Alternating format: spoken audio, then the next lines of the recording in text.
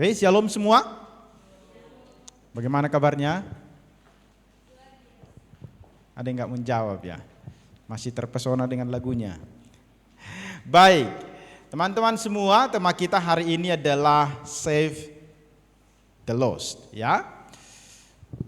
Menyelamatkan, atau di dalam teks Alkitab lebih tepat digunakan mencari dan menyelamatkan yang hilang. Mari kita buka firman Tuhan dari Lukas pasal yang ke-19, ayatnya yang pertama sampai dengan ayatnya yang ke-10.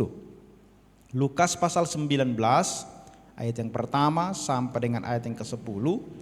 Saya rindu kita akan membacanya berganti-gantian. Saya akan membaca ayat yang ganjil, teman-teman akan membaca ayat yang genap. Kalau seandainya teks Alkitab yang saya baca agak berbeda, tetap dilanjutkan ya. Oke. Lukas 19 ayat 1 sampai 10, saya mulai. Yesus masuk dan melintasi kota Jeriko.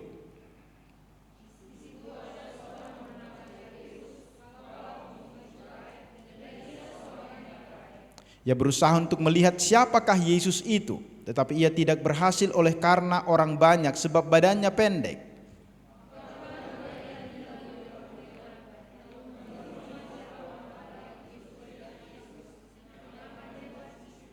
Ketika Yesus sampai ke tempat itu, ia melihat ke atas dan berkata kepadanya, "Zakheus, segeralah turun, sebab hari ini aku harus menumpang di rumahmu."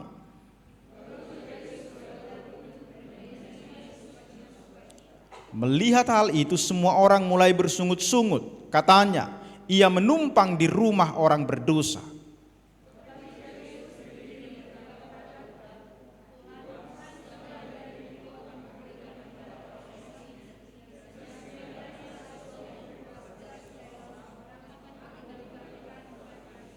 Kata Yesus kepadanya, "Hari ini telah terjadi keselamatan pada rumah ini, karena orang ini pun anak Abraham.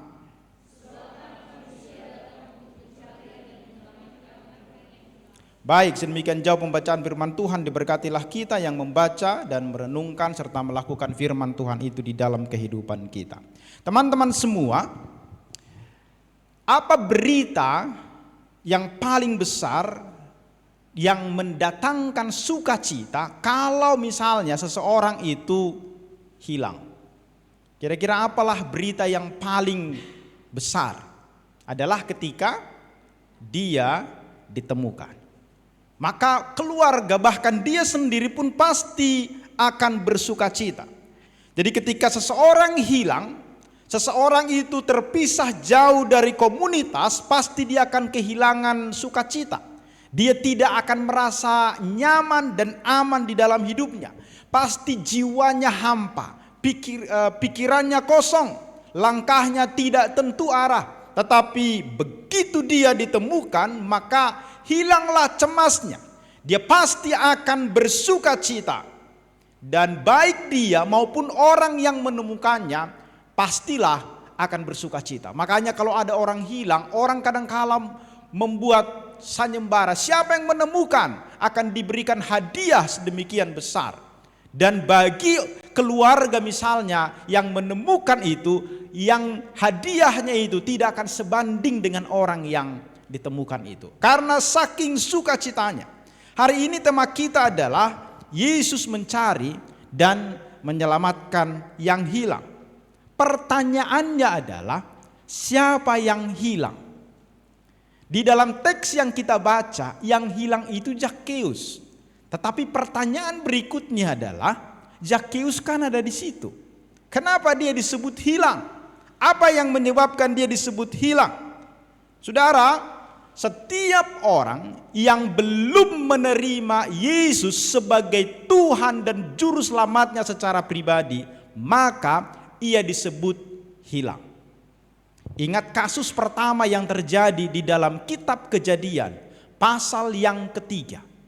Ketika Adam dan Hawa melanggar perintah Tuhan untuk tidak memakan buah pengetahuan yang baik dan yang jahat, maka setelah mereka memakannya, yang mereka lakukan apa? Mereka sembunyi mereka. Kemudian datang Tuhan. Apa yang Tuhan katakan? Adam, di manakah engkau? Kenapa dicari? Karena Adam hilang dari hadapan Tuhan. Manusia bersembunyi dari hadapan Tuhan. Kenapa? Karena manusia berdosa. Jadi manusia yang berdosa, dia sembunyi, dia lari atau dianggap hilang oleh Tuhan. Itu sebabnya Zakheus ada di situ. Tetapi Yesus mengatakan, sebab anak manusia datang untuk mencari dan menyelamatkan yang hilang. Padahal Zakheus ada di situ. Kenapa? Karena Zakheus hilang sebelumnya dari hadapan Allah. Karena dia belum milik Tuhan. Bisa memahami apa yang saya maksudkan? Jadi yang disebut hilang di dalam konteks itu adalah manusia yang belum tinggal atau belum bersama-sama dengan Tuhan. Nanti kita akan lihat lebih jelas lagi. Teman-teman semua, tema kita hari ini menyelamatkan itu. Di dalam Alkitab kita sering menemukan istilah, bahkan kenapa Yesus datang ke dalam dunia selalu disebutkan untuk menyelamatkan. Keselamatan itu apa? Keselamatan itu di dalam Alkitab itu sangat luas sebenarnya, namun secara sederhana kata kerja keselamatan itu berarti diselamatkan dari mara bahaya, diselamatkan dari situasi yang sedang mengancam nyawanya. Itulah artinya keselamatan. Contohnya misalnya orang yang masa COVID misalnya, kena COVID stadium, bukan stadium ya, kena COVID dia sudah tingkat parah, tetapi kemudian dia selamat, dia lolos dari situ. Orang sedang sakit kanker misalnya stadium akhir, tapi kemudian dokter mengatakan sembuh, dia selamat dari situ. Atau misalnya ketika seseorang mengalami kecelakaan, hancur semua kendaraannya, tapi dia hidup dengan sehat, dia disebut selamat atau diselamatkan atau terselamatkan atau mengalami keselamatan. Ketika misalnya seseorang sedang melakukan pertandingan tinju, harusnya dia sudah kalah di situ atau KO, tetapi kemudian ketika dihitung 1, 2, 3 bunyi lonceng sebelum 10, maka disebutkan dia diselamatkan oleh bel. Artinya situasinya pada saat itu adalah sangat kritis bagi dia, tetapi ada yang menyelamatkannya. Artinya bukan dari dirinya, bukan karena kekuatannya. Itu artinya diselamatkan. Nah, berarti di sini keselamatan itu diselamatkan dari suatu malapetaka. Malapetaka apa yang sedang dialami oleh manusia pada waktu ini dan pada waktu dulu, yaitu adalah manusia telah berbuat dosa dan telah kehilangan kemuliaan Allah. Maka dosa itu membawa manusia kepada kematian selama-lamanya. Tidak ada jalan keluar bagi manusia.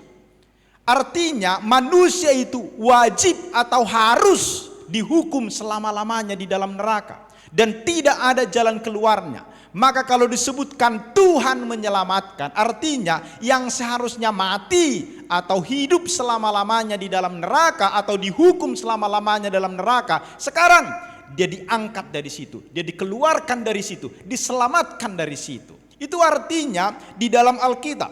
Jadi dari zaman dahulu kita tahu bahwa manusia itu melakukan berbagai macam cara bagaimana supaya dirinya lolos dari hukuman akibat dosa. Dan kita lihat itu. Manusia berusaha sampai dengan hari ini. Manusia selalu berusaha. Ada banyak cara yang dilakukan oleh manusia dengan beramal, berbuat baik, mengikuti ibadah-ibadah, terus menerus datang ke gereja karena berpikir dengan semua kegiatan rohani itu bisa menyucikan manusia, itu bisa menguduskan manusia. Ada yang sampai dibaptis berkali-kali, pergi ke Yerusalem, dibaptis lagi di sana karena dia berpikir baptisan itu bisa menyelamatkannya. Tapi saya mau katakan, apapun usaha manusia, termasuk manusia yang rajin beribadah atau manusia yang sudah dibaptis berkali-kali, tidak akan pernah itu membuat kita diselamatkan. Yang membuat kita diselamatkan adalah ketika Yesus menemukan kita. Ketika kita bertemu secara pribadi dengan Yesus dan kemudian kita menerima Dia, itu namanya diselamatkan. Supaya kita konsep ini, saya yakin kita sudah sering mendengarkan khotbah-khotbah tentang hal seperti ini. Tetapi entah kenapa, kadang-kala saya miris melihat orang-orang Kristen memiliki pemahaman, pengetahuan yang sangat-sangat rendah, khususnya tentang doktrin keselamatan. Masih saja kita dengarkan nanti di dalam gereja-gereja kita, iko burju-burju, harus baik-baik supaya masuk surga. Masih itu terus. Guru-guru sekolah minggu pun masih mengajarkan itu kepada anak-anak. Harus baik kita supaya masuk surga. Kalau jahat nanti kamu masuk neraka. Di mana Alkitab pernah ngomong seperti itu? Di mana Alkitab mengatakan kita harus baik-baik, harus berbuat baik baru kita masuk surga? Alkitab tidak pernah ngomong seperti itu. Saya tahu ketika guru sekolah minggu mau ngomong seperti itu supaya anak itu jangan ribut, supaya jangan nakal. Tetapi doktrinnya salah. Alkitab tidak pernah mengajarkan itu. Maka hari ini kita belajar bahwa keselamatan itu ternyata bukan dari segala macam usaha yang dilakukan oleh manusia. Karena manusia tidak akan mampu dengan caranya sendiri untuk dia bisa selamat. Itu sebabnya Allah harus turun tangan untuk menyelesaikan problem masalah manusia itu. Apa yang dilakukan oleh Allah? Itulah yang kita rayakan sebelumnya bulan Desember kemarin di dalam Natal itu. Allah mengutus Yesus datang. Tujuannya di dalam teks Alkitab yang kita baca pasal 19 di dalam kitab Lukas itu ayat yang ke-10 itu dengan jelas sekali tujuan Yesus datang ke dalam dunia bukan mencari orang yang benar, bukan mencari orang yang baik, tetapi disebutkan apa? Mencari dan menyelamatkan yang hilang. Yang hilang itu yang dicari. Kalau tidak hilang ngapain dicari? Kalau dia sedang berada dalam bahaya, ngapain Tuhan datang menyelamatkan dia? Karena manusia hilang, karena manusia itu berada di dalam bahaya, maka Tuhan cari dan Tuhan selamatkan. Teman-teman semua, Yesus mengingat tujuannya itu. Jelas sekali bahwa dia datang untuk menyelamatkan dan mencari dan menyelamatkan yang hilang. Yesus mengatakan tujuan itu. Dan kita lihat tanggapan orang banyak di situ, mereka malah bersungut-sungut. Yesus berteman dengan orang berdosa. Kenapa? Karena mereka berpikir orang yang kudus harus berteman dengan orang yang kudus. Tetapi itu diputarbalikkan oleh Yesus. Yesus justru mencari orang yang dianggap dunia ini berdosa. Dan dia datang menjumpai seorang Zakheus yang orang lain benci dengan dia. Kenapa? Atau siapa Zakheus ini? Zakheus adalah pemungut cukai atau tugasnya mengumpulkan pajak. Dan mereka dibenci. Sampai hari ini yang berprofesi di pajak pun, perpajakan itu, kalau dia datang menagih pasti dibenci orang. Apalagi belum punya kesadaran. Apalagi di zaman itu. Di zaman itu seorang Zakheus itu dia seorang Yahudi tapi bekerja untuk bangsa lain yaitu Romawi. Dan Zakheus itu bukan hanya sekedar pemungut cukai, pemungut pajak, tetapi dia kepala pemungut pajak. Artinya kebencian orang kepada Zakheus ini sangat-sangat besar. Kenapa? Biasanya seorang pemungut pajak itu tidak digaji. Jadi gajinya dari mana? Dia menambah-nambahi pajak orang supaya nanti diambilnya. Jadi setorannya jelas. Misalnya setoran yang harus kau berikan adalah 100 juta setiap bulan. Maka untuk dia dapat gaji ditambahkan pajak itu. Jadi 150 juta, 50 juta untung dia. Maka dia sangat dibenci oleh orang lain. Itu sebabnya mereka orang-orang ini dianggap adalah orang-orang berdosa oleh orang-orang Farisi, oleh ahli Taurat. Orang-orang Yahudi menganggap orang seperti Zakheus ini adalah orang yang harus disingkirkan, orang yang berdosa. Maka ketika Yesus datang dan berjumpa dengan dia, orang-orang bersungut-sungut. Tetapi Yesus mengatakan, hari ini aku akan makan di rumahmu. Dan itu adalah sesuatu hal yang sebenarnya begitu luar biasa. Tuhan datang mencari dan menyelamatkan yang hilang. Jadi kita perhatikan di sini. Tuhan Yesus, tujuan Tuhan Yesus datang, dua hal disebutkan di dalam teks ini. Nanti di teks-teks yang lain juga kita akan menemukan tujuan Yesus datang. Tetapi di teks ini kita secara khusus belajar bahwa tujuan Yesus datang itu dua hal disebutkan di situ. Pertama mencari, yang kedua menyelamatkan. Siapa yang diselamatkan? Yang hilang. Jadi subjeknya itu adalah Yesus. Tugasnya dua hal, mencari, menyelamatkan. Objeknya siapa? Yang hilang. Yang hilang ini siapa? Manusia. Karena manusia yang hilang. Jadi Kristus datang, kita lihat. Kristus datang untuk mencari yang terhilang. Dan kalau kita lihat di sini, di dalam bagian ini di ayat 10 itu disebutkan adalah anak manusia. Tidak disebutkan Allah atau aku. Tetapi Yesus mengatakan anak manusia. Itu menunjukkan bahwa Yesus di dalam segala hal adalah sama dengan manusia, kecuali satu, yaitu di dalam hal berdosa. Yesus tidak sama dengan kita, tetapi di dalam hal yang lain Yesus sama dengan kita, karena Yesus adalah Allah yang mengambil rupa sebagai manusia. Dia tetap Allah, tetapi dikosongkannya dirinya, dibatasinya dirinya supaya sama seperti manusia. Maka Yesus itu manusia sekaligus juga Allah. Jadi Yesus itu memiliki dua apa disebutkan? Dua natur, yaitu sebagai manusia dan sebagai Allah. Kenapa harus seperti itu? Kenapa Yesus harus sekaligus Allah dan sekaligus manusia? Dosa manusia mengakibatkan seluruh manusia berdosa. Kalau kita membaca di dalam kitab Roma pasal yang ke-3 mulai dari ayat 8, 9, 10 disebutkan bahwa semua manusia itu telah melakukan dosa, khususnya 23 itu. Jadi manusia itu tidak ada yang benar. Tidak seorang pun yang mencari Allah. Dan ayat 23 mengatakan sebab semua orang telah berbuat dosa. Jadi artinya manusia sudah berbuat dosa dan sudah berada di dalam dosa. Manusia yang berdosa akibatnya harus mati, dihukum di dalam neraka. Manusia mencari segala macam cara, tadi sudah katakan, untuk menyelamatkan dirinya, tetapi tidak mungkin. Akibat dosa itu jelas firman Tuhan mengatakan adalah mati. Maka yang mati ini, manusia ini harus mengalami yang namanya kematian. Tetapi Tuhan mengasihi manusia. Allah tidak mau menghukum manusia. Dia mencari, dia mau menyelamatkan manusia ini. Tapi caranya adalah harus ada yang menggantikan. Yang menggantikan ini siapa?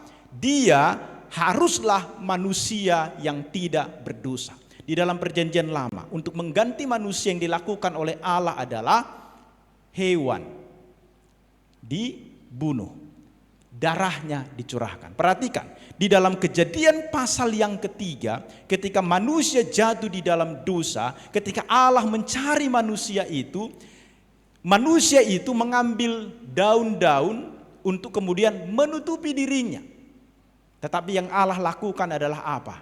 Dia ambil kulit binatang. Ketika kulit binatang itu diambil, yang terjadi pada waktu itu adalah pertama, darah dicurahkan, hewan mati. Kulitnya itu diambil untuk apa? Menutupi manusia. Itu adalah lambang bagaimana darah Kristus dicurahkan untuk menutupi dosa manusia. Apakah manusianya merdeka bebas dari dosa? Enggak. Tetapi dosa kita ditutupi. Hari ini kalau kita bilang kita percaya kepada Yesus, apakah kita berhenti berbuat dosa? Belum. Kita masih jatuh di dalam dosa, kita masih berbuat dosa. Tetapi dosa itu ditutupi oleh Kristus. Jadi kulit binatang itu menutupi manusia. Kristus menutupi manusia di hadapan Tuhan. Maka yang dilihat oleh Tuhan sekarang siapa? Bukan manusianya, tetapi Kristusnya. Bisa paham sampai di sini? Supaya kita bisa mengerti kenapa Allah itu harus menjadi manusia. Kenapa Allah mengambil rupa menjadi manusia? Karena memang manusia yang jatuh di dalam dosa harus diselamatkan, harus ada yang menggantikan. Binatang tidak pernah sebanding dengan manusia. Maka yang sebanding dengan manusia haruslah Manusia. Tetapi yang harus menanggung dosa manusia, yang harus dihukum itu harus manusia yang tidak berdosa. Pertanyaannya, adakah manusia yang tidak berdosa? Tidak ada. Cuman satu yang tidak berdosa, itu siapa? Allah. Tetapi Allah tidak mungkin mati. Karena Allah adalah roh, maka Allah harus menjadi manusia di dalam Kristus. Inilah yang tidak dimengerti oleh banyak orang. Tidak mungkin Allah menjadi manusia. Betul, secara pemikiran manusia. Tetapi bagi Allah tidak ada yang tidak mungkin. Dia bisa menjadi manusia supaya manusia itu dilepaskan dari dosa. Itu yang pertama yang kita lihat di dalam bagian ini. Tujuan Tuhan Yesus itu datang adalah mencari dan menyelamatkan yang hilang. Dan dia menyebutkan gelarnya adalah anak manusia. Anak manusia datang untuk mencari dan menyelamatkan yang hilang. Jadi kita melihat bahwa Yesus itu adalah Allah yang menjadi manusia. Dengan cara itulah dia bisa mati untuk menyelamatkan manusia itu. Dan kalau kita lihat di dalam teks ini, teman-teman semua, yang berinisiatif untuk mencari itu siapa? Siapa yang berinisiatif di situ mencari? Zakheus atau Yesus? Ketika didengar bahwa Yesus lewat, kemudian Zakheus berlari-lari. Artinya sebenarnya kalau kita lihat, walaupun Zakheus berlari-lari kan, tapi kalau kita perhatikan di situ, Yesus datang. Walaupun begitu banyak kerumunan orang pada waktu itu, pernah nggak Anda membayangkan di tengah-tengah keramaian? Ya kan? Di tengah-tengah keramaian, saya yakin pada waktu itu bukan hanya Zakheus yang panjat pohon. Pasti banyak itu.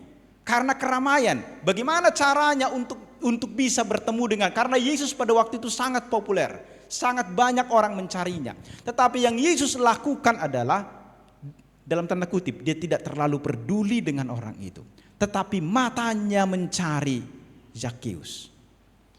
Kita lihat di situ bahwa yang berinisiatif mencari itu adalah Yesus itu sendiri. Yesus yang mencari, bukan Zakheusnya. Walaupun dia naik ke atas pohon, dia sebenarnya pengen tahu seperti apa itu Yesus yang sudah dikabarkan oleh banyak orang itu. Dia pun merasa bahwa dia perlu melihat siapa ini Yesus ini. Tetapi kita perhatikan di dalam bagian ini, Yesus sebenarnya bisa saja tidak peduli dengan Zakheus. Tetapi yang Yesus lakukan, dia melihat, dia mencari. Dan kemudian kalau kita perhatikan di sini bahwa Yesus sungguh-sungguh sudah mengetahui siapa itu dia. Apakah mereka pernah bertemu sebelumnya? Saya yakin belum pernah mereka ketemu. Tetapi kenapa Yesus tahu siapa itu? Itu artinya Yesus sudah tahu. Dan dia yang mencari siapa itu Zakheus. Sehingga ketika dia bertemu atau melihat Zakheus di atas pohon, dia langsung mengatakan, Zakheus, turunlah segera. Dia mengenal siapa Zakheus. Itu artinya bahwa Yesus yang berinisiatif. Yesus yang berinisiatif mencari yang hilang itu. Kenapa? Karena yang hilang adalah Zakheus, bukan Yesus yang hilang. Misalnya, contoh. Ini pulpen saya. Kalau pulpen saya ini hilang, siapa yang mencari? Saya yang cari pulpen atau pulpen cari saya? Saya yang cari. Kenapa? Karena yang hilang adalah pulpen, bukan saya yang hilang.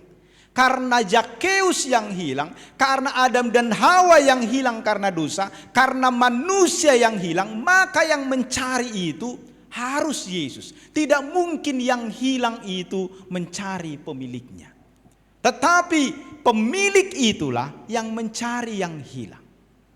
Bisa paham kenapa manusia harus dicari oleh Tuhan supaya manusia itu diselamatkan?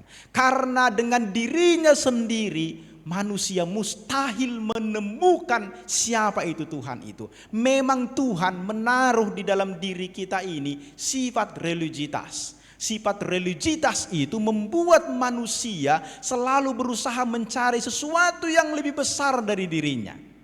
Tetapi akibatnya manusia itu, karena manusia dalam dosa, yang dicarinya apa? dilihatnya lah pohon yang besar, disembahnya. Karena dipikirnya itu lebih besar dari dia. Dilihatnya batu yang besar, disembahnya. Datang orang Jepang, dilihatnya matahari lebih besar dari dirinya, disembahnya lah matahari. Datanglah orang Samosir, dilihatnya pusuk buhit itu adalah yang tertinggi, disembahnya lah itu. Datang orang Karo, dilihatnya Sinabung Sibayak lebih tinggi, maka disembahnya lah itu. Kenapa? Karena memang Tuhan taruh sifat religiusitas itu di dalam diri manusia, sehingga manusia selalu berusaha mencari yang lebih besar dari dirinya. Tetapi manusia tidak akan pernah menemukan Allah yang benar itu dengan usahanya. Maka tidak mungkin kita menemukan Tuhan di dalam pemikiran kita yang masih berdosa. Tidak mungkin, karena manusia itu buta. Manusia itu disebut mati di dalam Efesus pasal yang kedua. Manusia itu mati di dalam dosa-dosanya. Bagaimana mungkin dia bisa mencari Allah yang adalah roh? Harus Allah itu sendiri yang mencari manusia. Itu sebabnya saya katakan tadi, Yesuslah atau Allah lah yang berinisiatif untuk mencari kita. Jadi kenapa Anda bisa datang ke tempat ini? Apakah karena diundang? Apakah karena diberitahukan? Saya mau katakan, karena Tuhan mencari kita. Karena Tuhan yang menemukan kita. Seberapa cantik pun undangan, seberapa hebat pun undangan yang dibuat Kak Stefani, kalau Tuhan tidak mengetuk hatimu, kau tidak akan pernah datang ke tempat ini. Yakinlah. Seberapa gencar pun pengurus WA Anda, menelpon Anda, tetapi kalau Tuhan tidak menggerakkan hatimu, Anda tidak akan datang ke tempat ini. Karena Tuhan itu. Zakheus ditemukan atau berjumpa dengan Yesus bukan karena dia yang mencari, tetapi karena Yesus yang menemukan dia. Kenapa dari begitu banyak orang hanya Zakheus yang kemudian Yesus datang kepada dia? Itu artinya karena Yesus memang sedang mencari Zakheus dan menemukan dia. Demikian juga kita. Saya tidak pernah menyangka saya akan berdiri di mimbar. Saya lulusan dari Institut Teknologi Medan, kampus yang sudah tutup. Yang laki-laki semua, yang bandel-bandel banyak di situ. Ya kan? Kerjaan saya di warung sebelumnya. Walaupun tidak main judi, tetapi saya menonton orang yang berjudi di situ sambil gelek. Dulu di lingkungan teladan itu. Tetapi kemudian datanglah orang-orang dari USU ke kampus itu mau membuka pelayanan. Apakah kemudian mereka yang menemukan saya? Bukan. Siapa yang menggerakkan saya? Saya lebih bagus di warung itu. Kalau datang mereka, datanglah di situ. Tetapi kemudian ada yang menggerakkan saya, pergi ibadah. Pergi ibadah. Itulah awalnya kemudian dibukalah pelayanan pertama di ITM itu KMK. Sayalah murid pertama di situ. Kenapa bisa? Karena Yesus yang menemukan saya. Teman-teman, itu artinya Tuhan berinisiatif. Karena dari kita tidak mungkin. Jadi usaha manusia, sekali lagi, usaha manusia tidak mungkin untuk mencari Tuhan. Mustahil itu.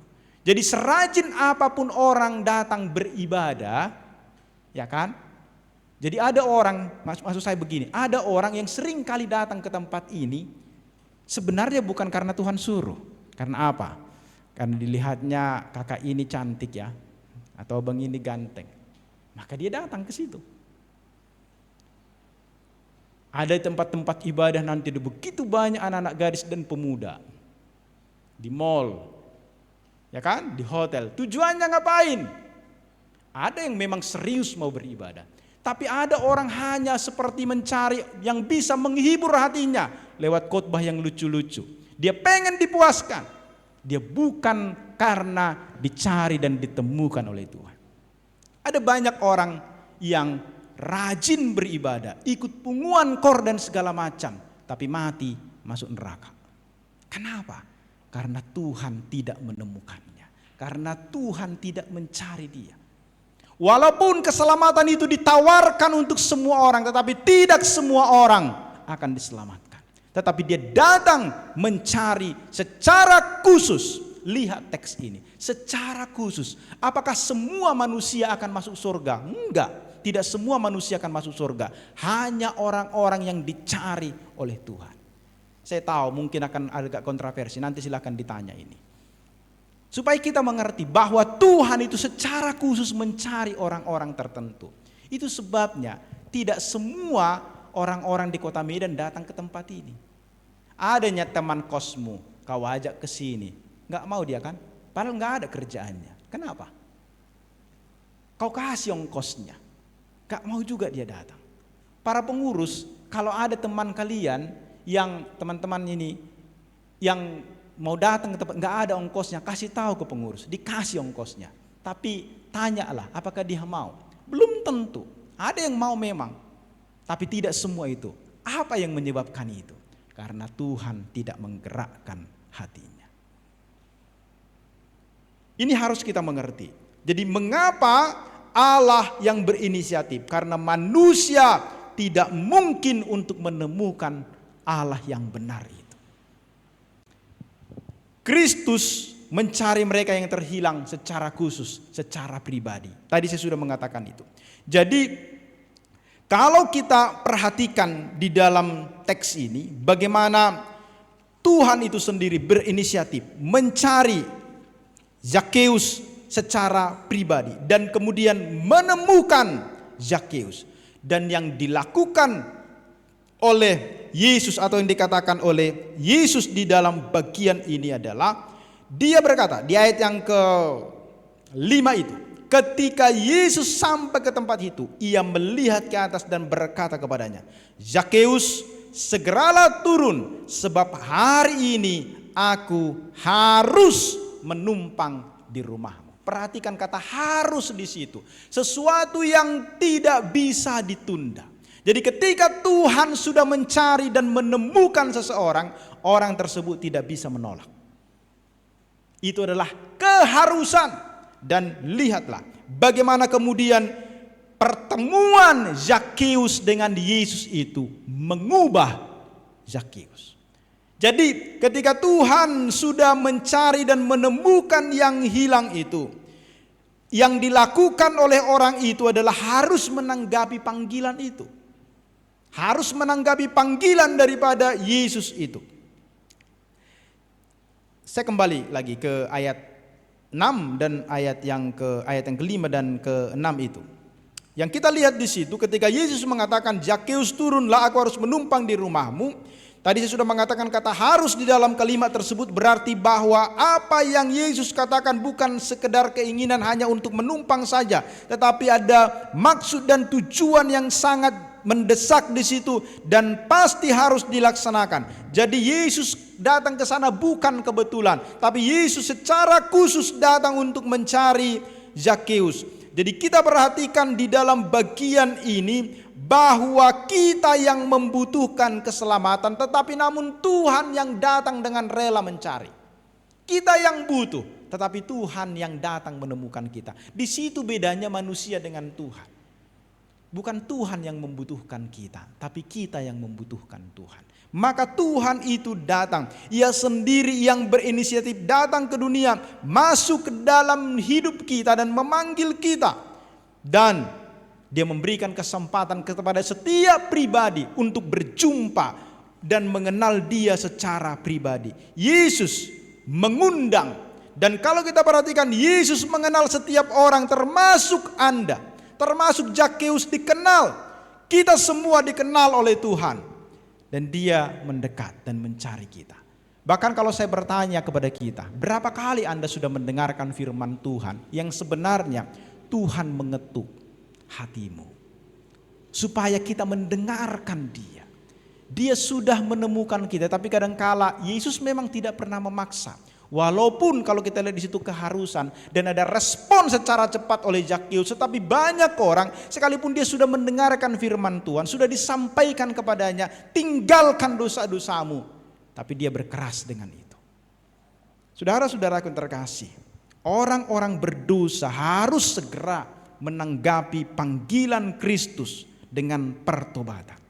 Maka saya katakan tadi kepada kita, mungkin Anda yang datang hari ini ke tempat ini Ada yang merasa tidak perlu untuk diselamatkan, tidak perlu dicari, karena mungkin Anda merasa, kapan saya hilang?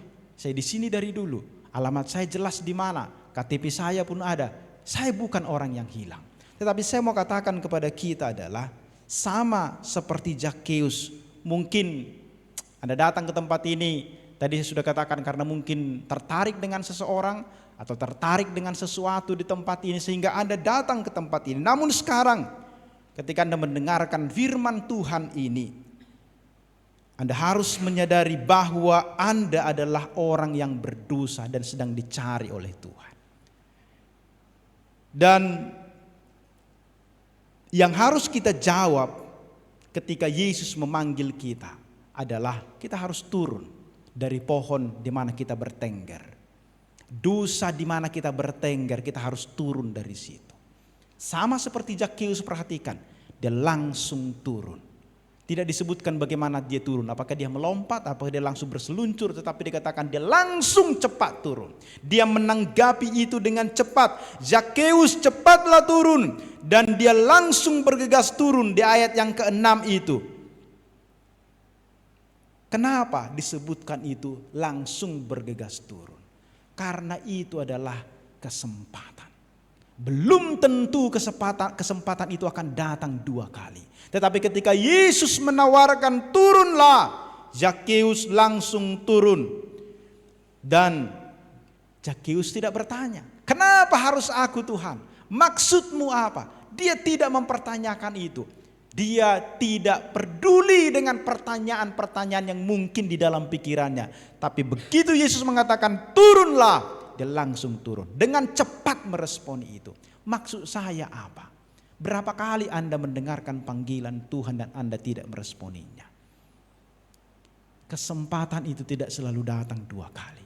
Bisa saja ketika ditawarkan kepada kita, tinggalkanlah dosamu, terimalah Yesus. Hari ini dia berdiri di muka pintu dan mengetuk pintu hatimu. Dia mau masuk ke dalam. Bukakanlah hatimu. Tapi kita mengeraskan hati. Maka pulang mendengarkan itu, ditabrak beca kita mati. Gak ada kesempatan. Karena kita tidak tahu kapan Tuhan akan memanggil kita. Kita tidak tahu itu. Maksudnya ketika panggilan itu datang, ketika Tuhan datang mencari kita, lewat firman yang kita baca atau dengarkan, atau lewat hal apapun Tuhan berbicara kepada kita, responi itu. Di dalam hal apapun, ketika Tuhan berbicara kepada kita lewat firman-Nya, responi itu dengan cepat. Jangan menunda, karena belum tentu ada kesempatan berikutnya bagi kita. Itu yang disebutkan di dalam teks ini. Harus diresponi dengan cepat. Dan kalau kita perhatikan di dalam beberapa teks Alkitab yang lain, saya lupa itu di mana tertulis. Sekarang hari ini jika kamu mendengar suaranya, jangan keraskan hatimu. Itu artinya itu perlu diresponi dengan segera, karena mungkin kita tidak memiliki hari esok. Jika kita menunda menanggapi panggilan Kristus, mungkin kita akan berada di neraka besok. Jadi teman-teman semua, biarpun kita mungkin ketika seperti Zakheus itu yang turun dari pohon akan menggores tubuhnya, tetapi dia akan segera. Sekalipun mungkin ketika kita keluar dari zona nyaman kita akan bermasalah dengan teman-teman kita akan bermasalah dengan banyak hal, tetapi segera tanggapi. Sama seperti Zakheus, dia langsung turun dari pohon. Saya yakin Zakheus itu pendek dan juga gemuk. Kenapa? Dia pemungut pajak, uangnya banyak, dia pasti makan berlebihan. Teman-teman semua, tetapi dia tidak peduli dengan dirinya itu.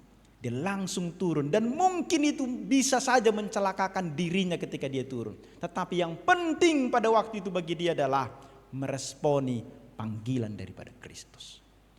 Jadi ketika kita meresponi panggilan Kristus, akan banyak mungkin nanti yang selama kita ini mungkin nyaman dengan itu, tiba-tiba harus kita tinggalkan itu tidak nyaman bagi kita. Karena dosa itu kan menyenangkan kan? Siapa bilang dosa tidak menyenangkan? Kalau dosa tidak menyenangkan, orang tidak akan berbuat dosa.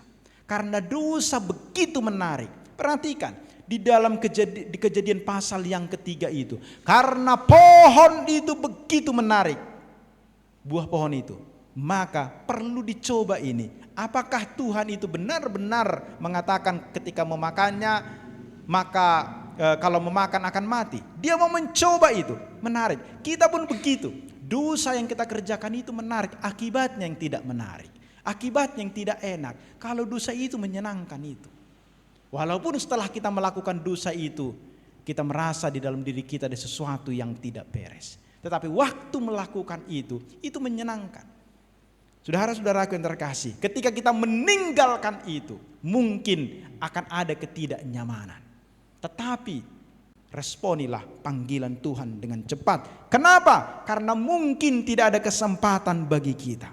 Dan kalau kita perhatikan juga bagian selanjutnya, respon daripada Zakheus adalah dia menanggapinya di dalam ketaatan. Yesus mengatakan, memerintahkan, dan Zakheus menjawab. Dia tidak berdebat dengan Yesus. Siapa aku? Apakah kamu tahu masa laluku? Engkau siapa? Zakheus tidak bertanya tentang hal-hal yang seperti itu. Dia tidak memprotes. Dia tidak mengatakan saya punya beberapa janji penting hari ini, saya sibuk begini. Dia tidak mengatakan itu. Tetapi yang dilakukannya adalah mematuhi Yesus. Dia melakukan itu di dalam ketaatan.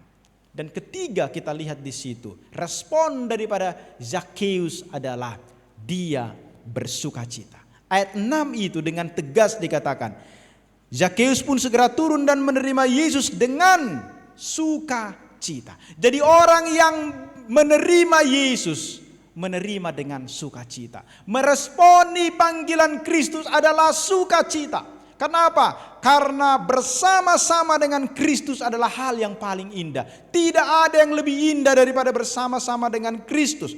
Jadi Zakheus yang sedang berada di atas pohon menikmati pawai itu, dan ketika tiba-tiba Yesus berhenti dan memandang ke arahnya, tetapi yang dilakukannya adalah dia langsung bersukacita ketika Yesus memandang dia. Perhatikan, selama ini orang tidak peduli dengan dia, orang membenci dia, tetapi yang dikagumi oleh banyak orang itu menemukan dia di atas pohon dan mengatakan, turun, aku akan bersama-sama di rumahmu hari ini.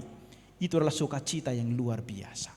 Dan ketika Yesus mengatakan kepada kita, sekalipun kita meninggalkan kenyamanan itu tadi, tetapi ketika bersama-sama dengan Yesus, itu adalah sukacita yang luar biasa. Itu sebabnya seorang Zakheus itu kemudian menanggapi itu dengan pertobatan. Apa yang dikatakan oleh Zakheus? Ayat yang ke-8. Namun Zakheus berdiri dan berkata kepada Tuhan, Tuhan, lihatlah, setengah dari milikku akan kuberikan kepada orang miskin, dan sekiranya ada sesuatu yang kuperas dari seorang akan kukembalikan 4 kali lipat. Perhatikan, ketika orang berjumpa dengan Kristus, dia akan bertobat dan meninggalkan dosa-dosanya. Jadi berjumpa dengan Kristus, ketika seseorang ditemukan oleh Kristus, maka akan terjadi pertobatan. Yang sebelumnya dia mengutip begitu banyak uang, memaksa orang untuk membayar pajak kepada dia, tapi sekarang dia akan membayar itu berkali-kali lipat. Rugikah dia secara materi di situ? Rugi. Tetapi itu tidak sebanding dengan sukacitanya ketika ditemukan oleh Yesus. Pertobatan itu akan mengubah hidup kita. Jadi kalau dikatakan bertobat, di dalam bahasa aslinya itu metanoia, itu artinya berbalik. Yang sebelumnya menghadap ke sana, sekarang menghadap ke sini. Yang sebelumnya menghadap iblis, sekarang menghadap Tuhan. Yang sebelumnya berbuat dosa, sekarang tidak lagi berbuat dosa, tapi melakukan kebenaran. Itu yang disebutkan itu bertobat, meninggalkan semuanya. Yang dilakukan Zakheus adalah itu. Dia bertobat. Dia tidak lagi menganggap harta itu yang lebih penting bagi dia. Dan sebelum teks itu, kalau kita memperhatikan bagaimana ada seorang, Yesus mengatakan di pasal yang ke-18, orang kaya sukar masuk surga. Artinya, harta tidak lagi menjadi penghalang bagi seorang Zakheus. Dia sungguh-sungguh mau datang kepada Yesus dan meninggalkan segala sesuatu yang sebelumnya menjerat dia. Dan hukum pada waktu itu sebenarnya teman-teman mengharuskan penambahan 1/5 dari jumlah itu. Hanya 1/5 saja, tapi yang dilakukan oleh Zakheus di sini adalah memberikan separuh dari hartanya kepada orang miskin. Artinya ada perubahan yang sangat radikal di situ. Ada pertobatan di situ. Langsung berbalik dia. Berubah langsung seluruh hidupnya. Itulah pertobatan. Jadi yang sebelumnya kita menyenangi sesuatu yang adalah dosa, sekarang langsung meninggalkan itu. Itu pertobatan yang sejati, pertobatan yang radikal. Jadi ketika seseorang ditemukan oleh Yesus, maka dia berubah. Dia akan meninggalkan dosa-dosanya. Saya berharap kisah Zakheus ini benar-benar kita pahami dan mengerti. Supaya kemudian kita tahu mengapa Yesus datang ke dalam dunia ini. Untuk apa dia datang? Mencari kita, orang-orang yang hilang. Kenapa? Karena kita belum bersama-sama dengan Kristus. Yesus Kristus datang untuk mencari dan menyelamatkan orang yang paling berdosa. Dan kalau kita menanggapi panggilannya dengan pertobatan, maka hari ini seperti apa yang dikatakan oleh Yesus itu, hari ini keselamatan telah datang ke rumah ini. Hari ini keselamatan telah datang kepada Zakheus. Hari ini keselamatan telah datang kepada dirimu pribadi karena engkau menerima Yesus sebagai Tuhan dan Juru Selamatmu secara pribadi. Adakah penghalang-penghalang Zakheus ketika dia mau bertemu dengan Yesus?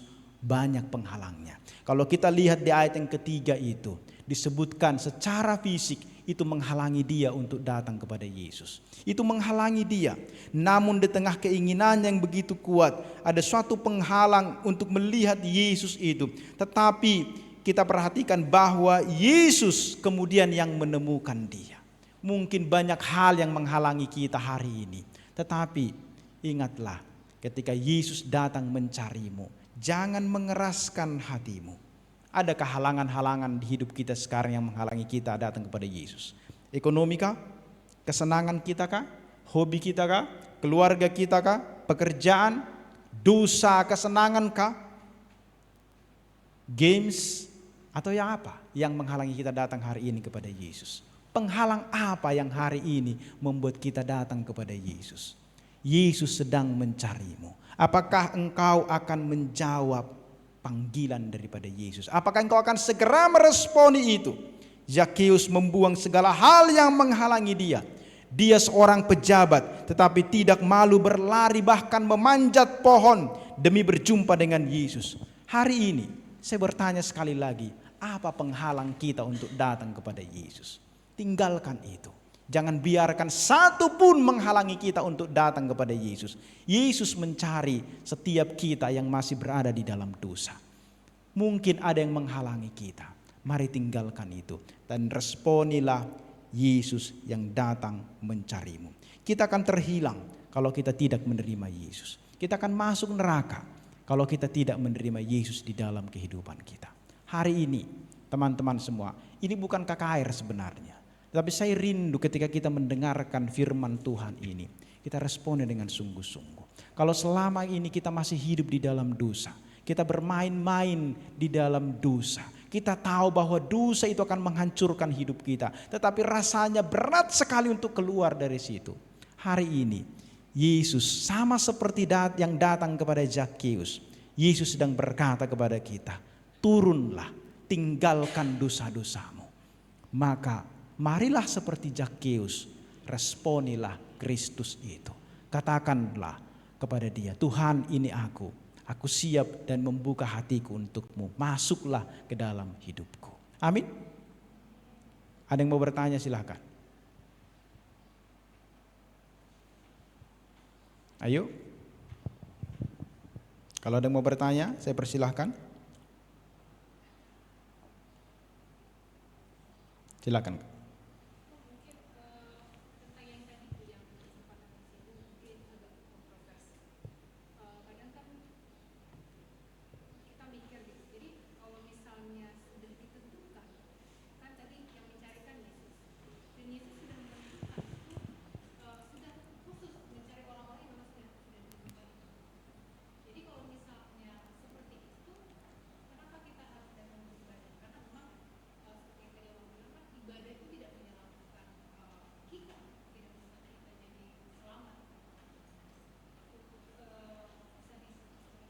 Oke. Alkitab sendiri yang mengatakan itu sebenarnya. Jadi kalau kita perhatikan di dalam Alkitab kan bahwa Yesus yang datang mencari, itu kan jelas teks itu tadi. Itu tidak bisa kita pungkiri itu. Tetapi di bagian-bagian lain juga disebutkan kalau orang tidak percaya kepada Yesus, maka dia tidak diselamatkan. Artinya kalau kita perhatikan di situ, ketika Yesus menawarkan keselamatan itu, memang kita akan harus meresponi itu. Tapi respon itu pun berasal dari siapa? Roh Kudus yang kemudian memberikan kepada kita respon sehingga kita meresponi itu. Dan kemudian pertanyaan berikutnya itu tadi adalah, kenapa kita harus datang beribadah kalau itu tidak menyelamatkan? Orang beribadah karena karena kita sudah menerima anugerah keselamatan itu, makanya kita datang beribadah. Artinya begini, banyak orang yang datang beribadah tapi dia tidak mengerti kenapa dia datang. Jadi orang-orang yang sudah menerima keselamatan ketika dia datang beribadah, dia tahu mengapa dia datang. Adalah untuk meresponi kasih Tuhan, untuk memuji Tuhan di dalam kehidupannya. Tapi banyak orang, nanti perhatikan, saya mau tanya, nanti tanyalah orang-orang datang ke gereja, kenapa mereka datang beribadah? Untuk apa mereka ikut punguan KOR 1, 2, 3 sampai gereja sampai seperti festival KOR setiap hari Minggu? Saya bukan orang yang tidak suka dengan KOR, bukan. Saya tidak menentang itu, bukan. Tetapi banyak sekali kegiatan rohani yang dilakukan karena berpikir dengan cara seperti itu menyogok Tuhan. Saya katakan itu tidak berguna sama sekali. Saya bukan menentang bahwa tidak perlu ibadah, bukan itu maksudnya. Supaya kita nanti jangan salah menanggapi itu. Yang saya maksudkan adalah bahwa orang yang datang beribadah adalah karena sudah mendapatkan kasih karunia Tuhan itu. Karena dia sudah berjumpa secara pribadi dengan Tuhan. Itu yang membuat dia kemudian tergerak hatinya, tanpa diundang pun dia datang. Jadi orang datang beribadah bukan memuaskan dirinya, tetapi ingin memuji menyembah Tuhan. Itu dia. Jadi kita datang bukan supaya ditemukan Tuhan, tetapi karena Tuhan sudah menemukan kita. Apakah kemudian diantara begitu banyak orang itu yang datang beribadah, mereka belum ditemukan Tuhan? Belum semua ditemukan oleh Tuhan. Kadangkala tidak hari ini, mungkin besok, mungkin seterusnya. Tetapi yang pasti di situ ketika Tuhan menawarkan itu, responilah dengan segera. Saya kalau membahas itu, saya sengaja tidak masuk terlalu dalam karena nanti pertanyaan tidak akan berhenti nanti. Nanti saya bisa tunjukkan ayat-ayatnya, pemilihan Tuhan itu seperti apa. Tapi kayaknya janganlah ya, nanti kalau mau buat khusus begitu pengisian bolehlah kita bahas predestinasi ya. Oke? Silahkan, ada lagi yang mau bertanya? Ayo.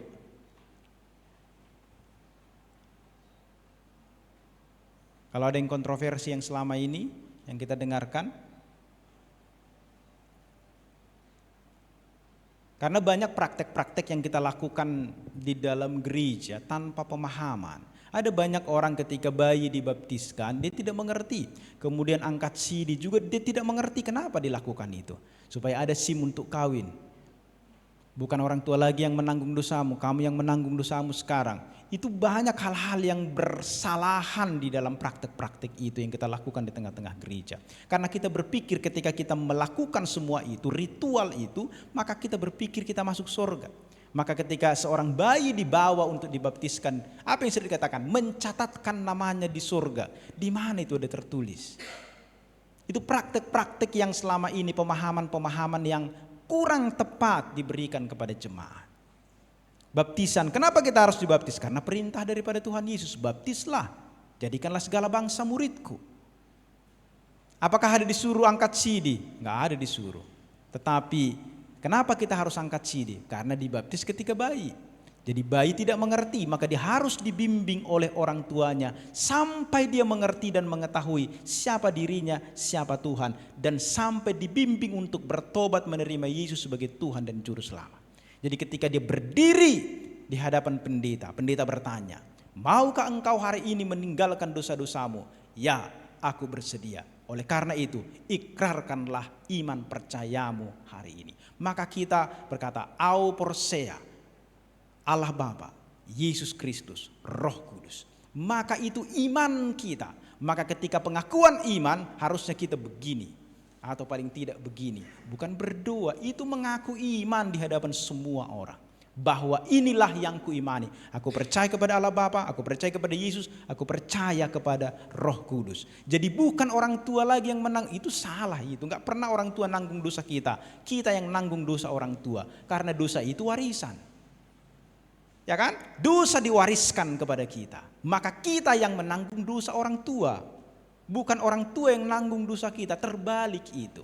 Jadi sekali lagi kalau sampai orang tua kita bilang, mama kita bilang, nak sekarang kau yang nanggung dosamu. Salah ma, aku yang nanggung dosa mama. Maka mama jangan berbuat dosa lagi terus menerus karena itu diturunkan kepada aku. Maka orang tua yang berdukun dan segala macam, dia tidak sadar dia sedang mewariskan dosa perdukunan itu kepada anaknya.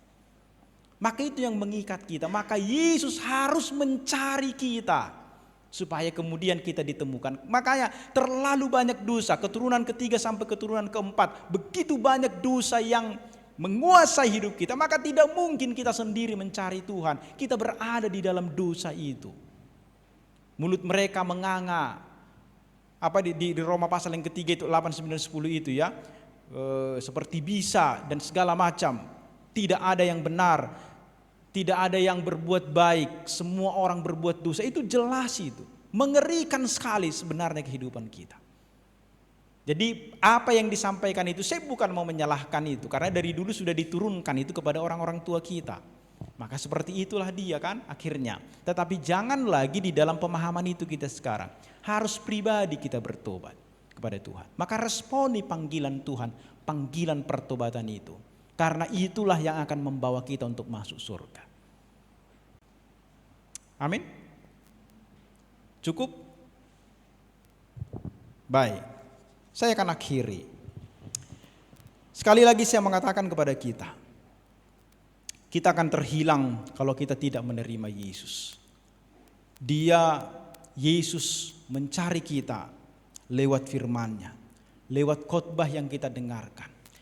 Lewat firman Tuhan yang kita baca, lewat peristiwa-peristiwa yang terjadi di dalam kehidupan kita. Maka waktu yang baik adalah hari ini, di mana ketika kita mendengarkan firman Tuhan, bagaimana Yesus menemukan Zakheus. Sebenarnya samalah seperti itu, Yesus menemukan kita. Maka hari ini yang dituntut dari kita adalah, maukah kita meresponi panggilan daripada Yesus itu yang berkata, turunlah dari dosa-dosamu. Turunlah dari segala sesuatu yang mengikat kamu hari ini. Aku akan bersama-sama dengan engkau. Mari kita meresponi itu. Apakah selama ini kita mungkin lelah mencari yang namanya kebahagiaan. Kita lelah mencari keselamatan. Ingatlah bahwa Yesus hari ini datang mencarimu. Yesus hari ini datang menyapamu. Apakah responmu di hadapan Tuhan? Sekali lagi saya mengatakan, kesempatan tidak selalu datang dua kali. Jika Yesus hari ini mengetuk pintu hatimu, dengarkanlah dan bukalah pintu hatimu. Terimalah Dia supaya engkau diselamatkan. Mari kita dengan sikap berdoa di hadapan Tuhan saat ini. Pemain musik boleh ke depan. Mari kita merenungkan firman yang sudah kita dengarkan. Dengan sikap berdoa, mari kita mengenali diri kita. Bahwa Tuhan Yesus sudah datang ke dalam dunia ini untuk menyelamatkan, mencari kita yang sedang di dalam dosa. Dia mau supaya kita tidak terus-menerus di dalam dosa itu. Karena dosa itu akan menghancurkan hidup kita dan membuat kita masuk neraka. Dia mau menyelamatkan kita.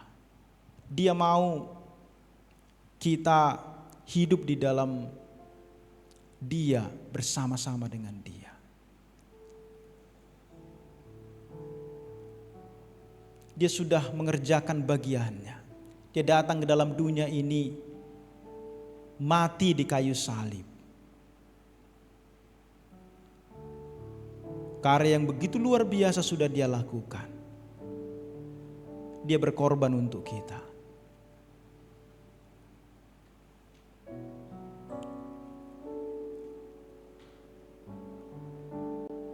Renungkanlah perbuatan besar Yesus di atas kayu salib untuk kita. Sekarang apa jawaban kita? Adakah sesuatu yang menghalangimu hari ini datang ke hadapan Tuhan? Zakheus, ada banyak menghalangi dia. Orang banyak dan tubuhnya yang pendek. Harta dia, jabatan dia menghalangi dia datang kepada Yesus. Tapi kemudian ketika dia berjumpa dengan Yesus, dia meninggalkan semua penghalang itu. Penghalang apakah hari ini yang menghalangimu untuk datang kepada Yesus? Yesus berdiri di muka pintu dan mengetuk. Dia mau masuk di dalam hidupmu. Apakah engkau mau membuka hatimu untuk dia hari ini? Kalau kita melihat begitu banyak dosa pekerjaan yang tidak benar kita kerjakan dalam hidup kita, semua itu mendukakan hati Tuhan. Ingatlah, dosa-dosamu itu pasti membawa engkau ke dalam neraka, penghukuman selama-lamanya. Tapi Tuhan sungguh-sungguh mengasihimu. Dia bahkan mati di kayu salib untuk menyelamatkanmu. Maka hari ini bukalah hatimu untuk dia. Kesempatan tidak selalu datang dua kali. Segeralah responi panggilan Tuhan. Jangan terus hidup di dalam dosa. Pertobatan yaitu meninggalkan segala hal yang tidak benar di dalam hidup kita. Berbalik dari dosa dan menghadap Tuhan. Membuka hati menerima Yesus sebagai Tuhan dan Juru Selamat. Renungkanlah itu di dalam hidupmu hari ini. Firman Tuhan berkata, jika engkau menerima Yesus sebagai Tuhan dan Juru Selamatmu secara pribadi, maka hari ini engkau akan bersama-sama dengan dia di dalam Firdaus. Engkau diselamatkan, dosa tidak berkuasa lagi atas hidupmu. Dia datang mencarimu sekian lama dan hari ini dia menemukanmu. Maka jawablah, responilah panggilan Tuhan itu. Dengan suara yang lembut kita nyanyikan lagu dari nomor 4, Kasih yang terindah, hati yang mulia. Mari kita renungkan pengorbanan Yesus yang begitu luar biasa itu.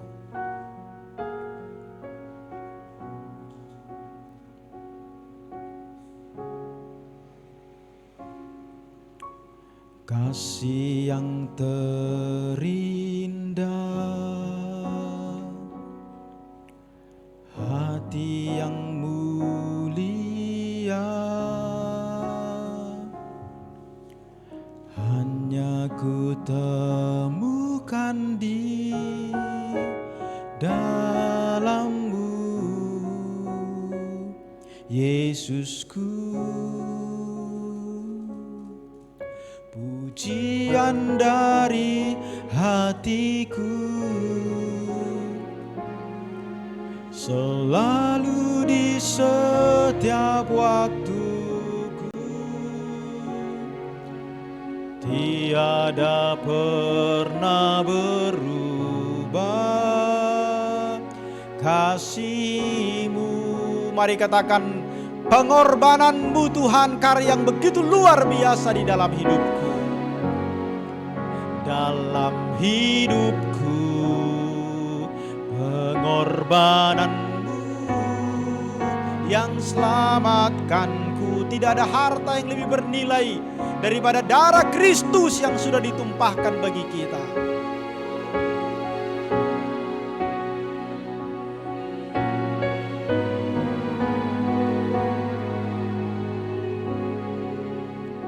Yesus, Engkau ku kagumi. Sekali lagi katakan, kasih yang terindah, hati yang mulia. Mari renungkanlah apa yang sudah dikerjakan Yesus bagi kita. Masihkah kita tinggal terus di dalam dosa-dosa kita itu? Masihkah kita menganggap sepi panggilan Tuhan di dalam hidup kita?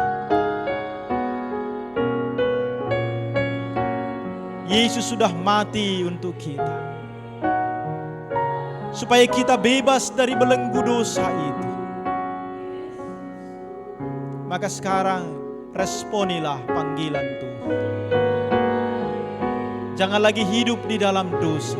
Tinggalkanlah dosa.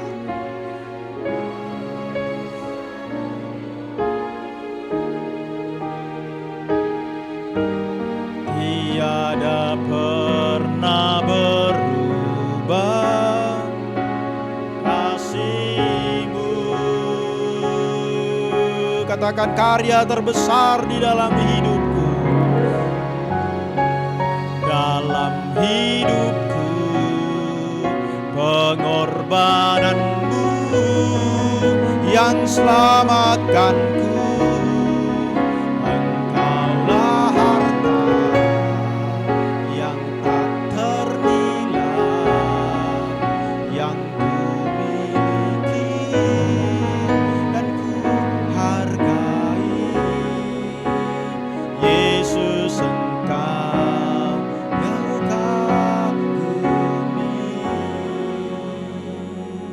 Terima kasih Tuhan untuk pengorbanan-Mu. Terima kasih untuk anugerah-Mu bagi kami. Kau mati bagi kami. Harusnya kami yang disalibkan. Harusnya kami masuk neraka. Tetapi kasih-Mu yang luar biasa menggantikan kami, orang-orang yang berdosa ini. Engkau meninggalkan tahta suci-Mu. Engkau meninggalkan kealahan-Mu. Engkau mengambil rupa sebagai manusia hanya untuk mencari dan menyelamatkan kami, orang-orang yang berdosa ini. Tuhan, Engkau tahu dan mengenal kami. Sama seperti Engkau mengenal Zakheus di antara ribuan orang. Dan Engkau juga mengenal kami di antara jutaan orang di tengah-tengah dunia hari ini.